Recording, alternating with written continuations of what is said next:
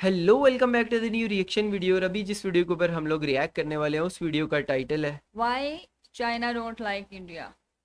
वैसे इस चीज़ Why? से फ़र्क पड़ता है? नहीं। इस चीज़ से क्या फ़र्क क्या? पड़ता है कि इंडियंस को कोई पसंद करता है नहीं करता है? वो अपना काम कर रहे हैं, हम अपना हाँ। काम कर रहे हैं, चाइना अपना काम कर रहा है।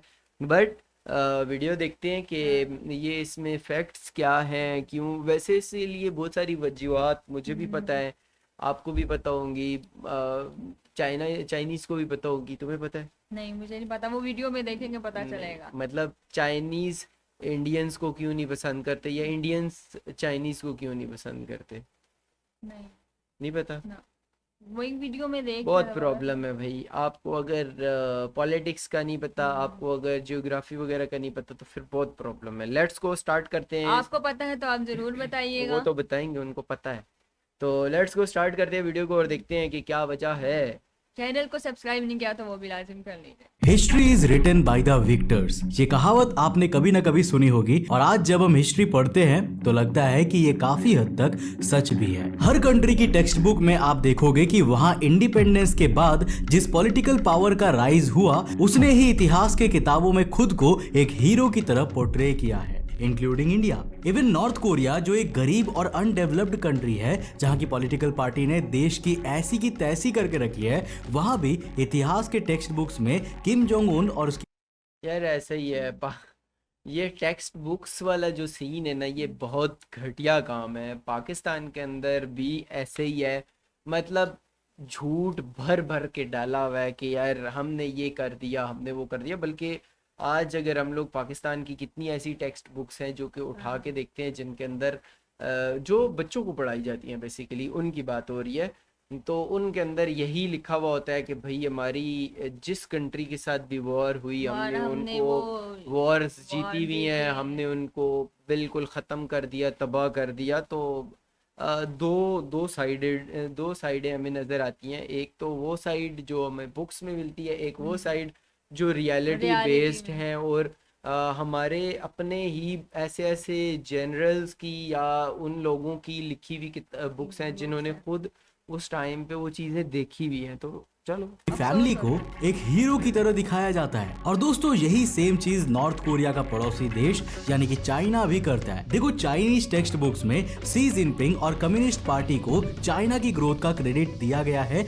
और इंडिया को एक एनिमी के तौर पर पोर्ट्रे किया गया है। और इंडिया यूएसए का एक साइड किक है जो चाइना के अगेंस्ट लड़ने में यूएसए की हेल्प कर रहा है। लेकिन आखिर ऐसा ओके। क्यों है? क्यों इंडिया और चाइना के बीच रिलेशंस कभी भी अच्छे नहीं रहते? और क्या आज पास्ट में देख भी दोनों कंट्रीज के रिलेशंस ऐसे ही थे? वेल जानेंगे आज के इस वीडियो में। तो हेलो गाइस, मैं हूं कौशिक और चलिए शुरू करते हैं एक और नए एपिसोड को।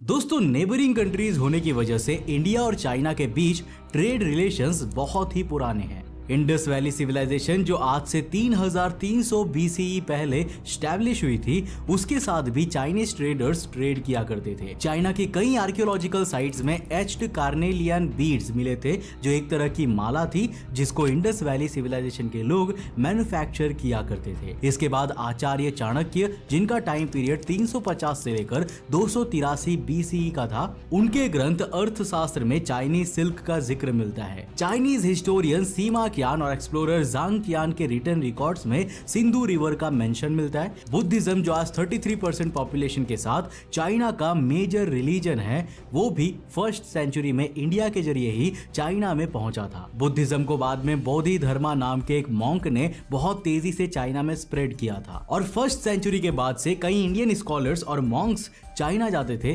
जिनमें बाटुओं का नाम भी आता है जो चाइना में बनी साओलिन मॉनेस्ट्रीज का पहला हेड था। इसी मॉनेस्ट्री से बाद में साओलिन कुंगफू की शुरुआत हुई थी। चाइना से भी कई स्कॉलर्स इंडिया में पढ़ने आते थे, मोस्टली बिहार के नालंदा यूनिवर्सिटी में, क्योंकि देखो उस टाइम पर ना ये दुनिया का टॉप एजुकेशन सेंटर हुआ करता था। सुआनजांग जो कि एक चाइनीज था और नालंदा में पढ़ने आया था, उसने अपनी स्टडी ट्रिप पर एक बुक भी लिखी थी। 10th सेंचुरी में साउथ इंडिया के चोला एम्पायर के रिलेशंस भी चाइना के साथ अच्छे थे और वो चाइना की नॉर्थ ईस्टर्न सॉन्ग डायनेस्टी के साथ स्ट्रेट ऑफ मलक्का के जरिए सी ट्रेड भी करते थे। इसका पता हमें तब चलता है जब बहुत से चाइनीज कॉइन्स चोला किंगडम की सिटीज में मिले थे। तो देखो इन सभी बातों से यही पता चलता है कि एंशियंट टाइम में इंडिया और चाइना के बीच रिलेशंस काफी अच्छे थे और दोनों ही कंट्रीज के बीच ट्रेड भी काफी होता था। इंडिया और चाइना के बीच सिल्क ट्रेड काफी कॉमन था और चाइना और इंडिया उस टाइम पर टेक्सटाइल प्रोडक्शन में काफी आगे थे। इस वजह से बहुत से यूरोपियन ट्रेडर्स भी सिल्क रूट के जरिए इंडिया और चाइना आते रहते थे। लेकिन जब मुगल एम्पायर की शुरुआत हुई तब चाइनीज रूलर्स का इंडिया को देखने का नजरिया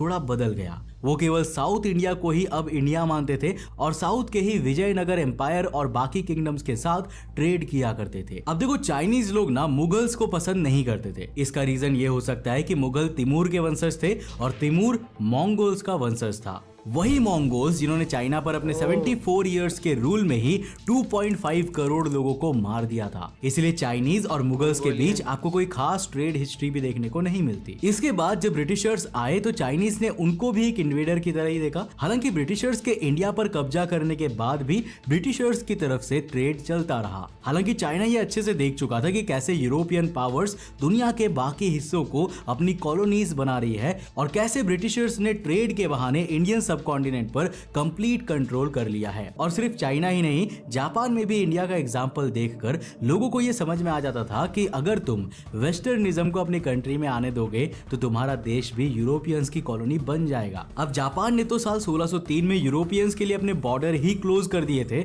और जापानीज को ओवरसीज ट्रैवल करने से भी प्रोहिबिट कर दिया गया था, क्योंकि जापानीज को डर था कि कहीं उनके लोग वेस्टर्न पावर्स के इन्फ्लुएंस में ना आ जाए। और 200 से ज्यादा सालों तक उनकी ये एंटी यूरोप पॉलिसी कंटिन्यू रही। अब दूसरी तरफ चाइना यूरोपियंस के साथ ट्रेड तो कर रहा था, लेकिन उसने उन पर बहुत से रूल्स और रेगुलेशंस लगा रखे थे ताकि वो चाइना के इंटरनल पॉलिटिक्स में कोई भी इंटरफियरेंस ना कर सके। यूरोपियन ट्रेडर्स को चाइनीज सीखना मना था ताकि वो बार्गेनिंग ना कर सके। उन्हें सिर्फ ग्वांगझो में बनी 13 फैक्ट्रीज में रहने की परमिशन थी। वो चाइना के अंदर नहीं जा सकते थे और वो चाइनीज गुड्स को सिर्फ सिल्वर कॉइन देकर ही एक्सपोर्ट कर सकते थे, जिससे चाइना को प्रीशियस मेटल्स मिलते थे। हालांकि इन रिस्ट्रिक्शंस के बावजूद भी यूरोपियंस चाइना के साथ काफी ट्रेड करते थे। हालांकि इससे चाइनीज को तो फायदा होता था क्योंकि इससे उनको सिल्वर मिलता था, लेकिन यूरोपियंस को ट्रेड डेफिसिट फेस करना पड़ता था। अब चाइना के साथ ट्रेड में ब्रिटिशर्स सबसे आगे थे। ब्रिटिशर्स के बीच चाइनीज टी की बहुत हैवी डिमांड थी।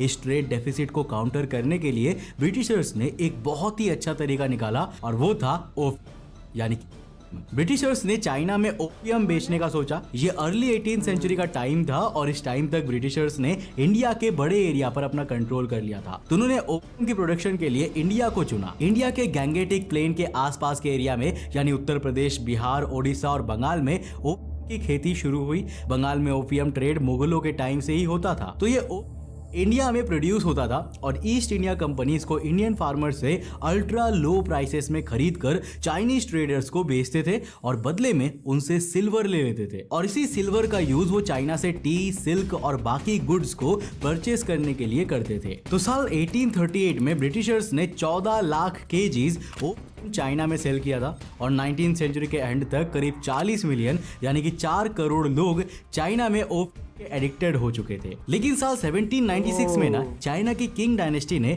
ओपियम पर बैन लगा दिया था और साल 1799 में उसकी ट्रेड पर भी रोक लगा दी गई थी। हालांकि इसके बावजूद भी ब्रिटिश और बाकी European traders illegally opium trade करते रहते थे। लेकिन जब किंग डायनेस्टी ने ट्रेड पॉलिसी को स्ट्रिक्ट कर दिया और ओपियम मेरे ख्याल से अफीम की बात हो रही है, ट्रेड करना मुश्किल होने लगा, तो साल 1842 में ब्रिटिशर्स ने चाइना क्योंकि चाइनीज जो है ना उसमें लग गए थे ना, नशे पे लग गए थे। पूरा चाइना के लोग नशा करते थे, हर टाइम इस तरह पड़े रहते थे, काम नहीं करते थे। तो उसके बाद फिर चाइना जब थोड़ा सा ये कम्युनिस्ट पार्टी आई है, इससे पहले कोई पार्टी आई थी, तो उन्होंने आके इसको चेंज के किया, खिलाफ वॉर डिक्लेयर कर दिया, जिसे फर्स्ट ओपियम वॉर के नाम से जाना जाता है। और इस वॉर में 5000 इंडियन सोल्जर्स भी ब्रिटिश की तरफ से लड़ रहे थे। तो यहाँ पर हुआ क्या कि किया तो सब ब्रिटिशर्स और बाकी वेस्टर्न पावर्स ने था, लेकिन इसमें इंडिया भी चाइना के लिए विलेन बन गया, क्योंकि जो ओपियम चाइना में सेल हुआ करता था ना, उसको प्रोड्यूस इंडिया में इंडियन फार्मर्स ने किया था, और फिर उसके चक्कर में जब वॉर हुआ तो उसमें इंडियन सोल्जर्स ने ब्रिटिशर्स का साथ भी दिया। भले ही ये उन्होंने अपनी मर्जी से ना की हो, लेकिन चाइनीज को यहाँ ये नहीं पता था कि ब्रिटिशर्स ने इंडियन फार्मर्स को ओपियम प्रोड्यूस करने के लिए फोर्स किया था। उन पर रेस्ट्रिक्शंस लगाई थी कि वो सिर्फ कंपनी को ही अपना क्रॉप बेचेंगे, और फिर उनसे कौड़ियों के दाम में वो ओपियम खरीदा गया था। यानी एक्सप्लॉयटेशन तो इंडियन फार्मर्स का भी हुआ था। उन्हें इससे कोई भी बेनिफिट नहीं होता था, उल्टा उनकी जमीनें खराब होती थी, वो अलग। लेकिन चाइना में इसके बाद से इंडियन कल्चर और इंडिया की जो इमेज थी उस पर खराब असर पड़ा। चाइनीज सोल्जर्स ने ये कहना शुरू कर दिया कि इंडिया जैसा नहीं बनना है, यानी जिस तरह ब्रिटेन ने इंडिया को कॉलोनाइज कर लिया उस तरह हमें कॉलोनाइज नहीं होना है। हालांकि यहाँ पर आयरनी ये है कि चाइना में जिस किंग डायनेस्टी का रूल था वो भी वहां के इंडिजीनियस लोग यानी कि मूल निवासी नहीं थे। अब चाइना के जो इंडिजीनियस लोग हैं वो है हान एथनिसिटी के लोग, जो आज भी चाइना के मेन एथनिक ग्रुप है, और वो चाइना की टोटल पॉपुलेशन का 92% पार्ट है। साल 1368 से 1644 तक चाइना में मिंग डायनेस्टी का रूल था, जो हान एथनिसिटी के लोगों की डायनेस्टी थी। लेकिन साल 1644 में किंग डायनेस्टी ने उनको हराकर बीजिंग पर और फिर लगभग उनकी सभी टेरिटोरीज पर अपना कंट्रोल कर लिया, और 1644 से लेकर साल 1912 तक किंग डायनेस्टी का रूल चाइना पर रहा। किंग डायनेस्टी मंचूरियन एथनिसिटी के लोगों की डायनेस्टी थी। तो जिस टाइम पर चाइनीज स्कॉलर्स इंडिया को ब्रिटेन का गुलाम समझ रहे थे,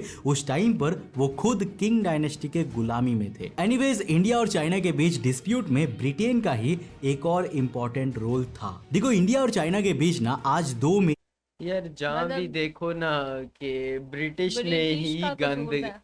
ब्रिटिश ने ही गंद किया हुआ है। अब अगर हम लोग एशिया के अंदर मोस्टली कंट्रीज देखते हैं ना, उनमें आके ब्रिटिश ने ही आके पहले राज किया, उसके बाद गंद करके दो दो कंट्रीज को दोनों कंट्री को आपस में दो दो कंट्रीज को लड़वा के निकल गए। मेजर बॉर्डर डिस्प्यूट्स है, अक्साई चीन और अरुणाचल प्रदेश, और दोनों में ही ब्रिटिशर्स का मेजर रोल था। अक्साई चीन का एरिया 1800s में जम्मू का हिस्सा था, और जम्मू उस टाइम सिख एम्पायर के कंट्रोल में था। लेकिन जब 1846 में एंग्लो सिख वॉर में ब्रिटिशर्स जीत गए तो सिख एम्पायर की पूरी टेरिटरी उनके कंट्रोल में आ गई, इंक्लूडिंग अक्साई चीन। लेकिन इसके बाद भी इंडिया और चाइना के बीच अक्साई चीन वाले एरिया की बाउंड्री कभी भी डिसाइड नहीं की गई। अब क्योंकि अक्साई चीन एक कोल्ड डेजर्ट की तरह है और वहां कोई भी नहीं रहता, इसीलिए शुरू में इस पर ध्यान नहीं दिया गया। अब साल 1865 में W.H. जॉनसन ने इसका सर्वे किया और जॉनसन लाइन प्रपोज की, जिसमें अक्साई चीन इंडिया का पार्ट था। लेकिन ये जॉनसन लाइन वाला मैप कभी भी चाइना को नहीं दिखाया गया, क्योंकि उस टाइम पर जिनजियांग रीजन चाइना के कंट्रोल में नहीं था और अक्साई चीन जिनजियांग में ही आता था। तो ब्रिटिशर्स की लापरवाही की वजह से आज भी चाइना इस लैंड पर क्लेम करता है और ये बॉर्डर डिस्प्यूट बन चुका है। इसी तरह साल 1914 में सिमला कन्वेंशन हुआ था, जिसमें इंडिया, चाइना और तिब्बत के बीच बाउंड्री को डिफाइन करना था। अब इसमें ब्रिटिश इंडिया और तिब्बत के बीच जो बाउंड्री लाइन थी ना, उसमें अरुणाचल प्रदेश का हिस्सा इंडिया के पार्ट में था, जिसको मैकमोहन लाइन के नाम से जाना जाता था। हालांकि चाइना ने इस सिमला कन्वेंशन को एक्सेप्ट ही नहीं किया था और ब्रिटिशर्स ने सिर्फ तिब्बत से ही सिमला कन्वेंशन पर साइन करवाया था, जिस वजह से चाइना आज भी इसको एक्सेप्ट नहीं करता और अरुणाचल प्रदेश को अपना हिस्सा मानता है। तो अभी तक आपको थोड़ा आइडिया हो गया होगा कि इंडिया के रिलेशंस चाइना से ब्रिटिशर्स के आने के बाद ही खराब हुए थे। हालांकि जब इंडिया को साल 1947 में इंडिपेंडेंस मिली और साल 1949 में चाइना में भी चाइनीज कम्युनिस्ट पार्टी CCP ने अपनी गवर्नमेंट बनाई थी, तब एक मौका था कि दोनों कंट्रीज के रिलेशंस को सुधारा जाता और इसकी कुछ कोशिशें भी चल रही थी कि तभी साल 1950s में चाइना ने तिब्बत का एनेक्सेशन स्टार्ट कर दिया और एक साल के अंदर अक्टूबर 24, 1951 में दलाई लामा से फोर्सफुली एग्रीमेंट साइन करवाकर चाइना ने तिब्बत को अपनी टेरिटरी बना लिया, जिसके बाद साल 1959 में तिब्बत और चाइना के बीच मिलिट्री स्ट्रगल स्टार्ट हो गया और दलाई लामा को सेफ रहने के लिए तिब्बत से बाहर जाना पड़ा और उस टाइम पीरियड पर इंडिया ने उनको रिफ्यूजी दिया था और डिप्लोमेटिकली थोड़ी मदद करने की भी कोशिश की थी। लेकिन दोस्तों, चाइना के कम्युनिस्ट लीडर माओ जेडोंग को ये बात खटक गई और फिर यहाँ से इंडिया और चाइना के बीच टेंशंस बढ़ने लगी थी, जिसकी वजह से साल 1962 में हमें फिर सीनो इंडिया वॉर देखने को मिला था और उसके आगे की स्टोरी तो हम सभी जानते ही हैं। आज भी चाइना के हिस्ट्री टेक्स्ट बुक्स में ये पढ़ाया जाता है कि सीनो इंडिया वॉर में चाइना ने बस अपना डिफेंस किया था और अटैक की शुरुआत इंडिया ने की थी, जबकि सबको पता है कि पहला अटैक चाइना ने ही किया था। और इसके अलावा चाइनीज टेक्स्ट बुक्स में रूलिंग कम्युनिस्ट पार्टी और प्रेसिडेंट शी जिनपिंग को भी एक नेशनल हीरो की तरह दिखाया जाता है जिसने कंट्री को लिबरेट किया है। जबकि माओ जेडोंग के रेन के दौरान जो 4 से 8 करोड़ लोग मारे गए थे उसकी डिटेल्स इन बुक्स में कहीं पर भी नहीं मिलती। इनमें इंडिया को एक एनिमी की तरह पोर्ट्रे किया जाता है जिसने चाइनीज टेरिटरी को कैप्चर कर लिया है। चाइना अपनी आने वाली जनरेशन के दिमाग में अपना प्रोपोगेंडा अभी से भरने की कोशिश कर रहा है ताकि आगे चलकर वो अल्ट्रा नेशनलिस्ट बने और शी जिनपिंग के आइडियोलॉजी को सपोर्ट करे। तो दोस्तों मुझे उम्मीद है कि आपको ये समझ में आ गया होगा कि आखिर क्यों यार वीडियो बहुत ज़्यादा हिस्टोरिकल थी और हिस्ट्री बहुत पुराना, मतलब इतना पुराना कि बाबा आदम के ज़माने से चीज़ें बताई हैं। इतनी ज़्यादा पुरानी चीज़ें ठीक है, होनी चाहिए, नॉलेज बंदे को होना चाहिए, लेकिन ये बहुत ज़्यादा पुरानी चीज़ों से अब लेना देना नहीं है। नहीं। अब के टाइम पे मुझे ऐसा लगता है कि ये जो नया दौर है ना, इस दौर में जो रेस है ना, फिलहाल जो रेस है वो प्रोडक्शन की है, चीज़ों की है, मतलब जो चीज़ें बन रही हैं या सिक्योरिटी फोर्सेस वगैरह का है या लैंड का है। लैंड की वजह से तो सबसे ज़्यादा आज तक की जो जंगें, सबसे ज़्यादा जंगें हुई हैं ना, वो लैंड की पे ही वजह, लैंड पे और पानी में हुई पानी। है। तो यही दो चीज़ें हैं जिस पे सबसे ज़्यादा जंग वगैरह हुई है। लैंड अभी हम लोग कह सकते हैं कि लैंड का है रोला, लेकिन उससे ज़्यादा इस टाइम पे टेक्नोलॉजी और दोनों कंट्रीज़ की जो रेस है ना इस सारे काम में, ये उससे रिलेटेड मुझे ज़्यादा लगती है कि थोड़ा सा वो जो नफ़रत फैल रही है ना उस वजह से हो रही है। फिर देखते हैं कि आगे आने वाले टाइम के अंदर ये दोस्ती में चेंज होता है या ये इसी तरीके से लाइक डिसलाइक वाले मामला चलते रहेंगे। आप लोगों का क्या ओपिनियन है? आप लोगों को चाइनीज़ कैसे लगते हैं, वो छोटी छोटी आंखों वाले लोग? और लाजिम से कमेंट सेक्शन के अंदर बताना है। और हम लोग हम लोग मिलते मिलते हैं। हैं एक अगली वीडियो के साथ, तब तक के लिए अल्लाह हाफिज। Bye bye.